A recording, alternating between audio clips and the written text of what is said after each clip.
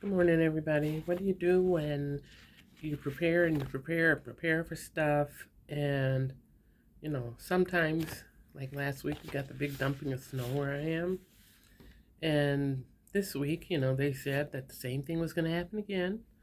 And it started off the same way. The day started the same way. It was looking the same outside, kind of like it does right now.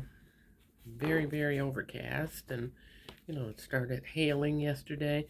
And nothing happened.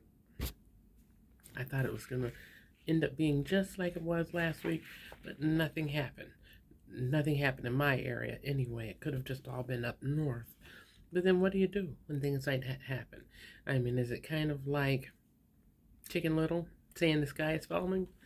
No, obviously, because sometimes things do happen and other times they don't. That's part of the reason why we prepare for things. That's why it's good to have your flashlights and make sure that the batteries and things are working in them.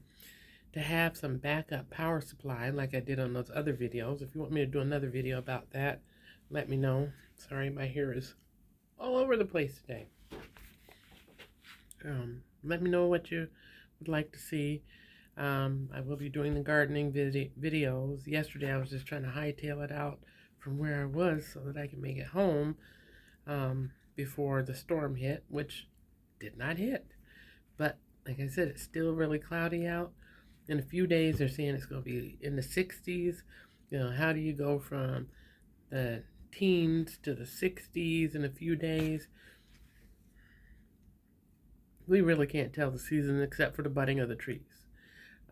And that's something that I was told as a child. I was told that often enough that I remember that. And now we see this pretty regular.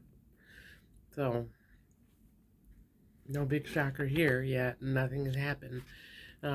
If a storm does end up coming, I'll try to get some video or pictures of it.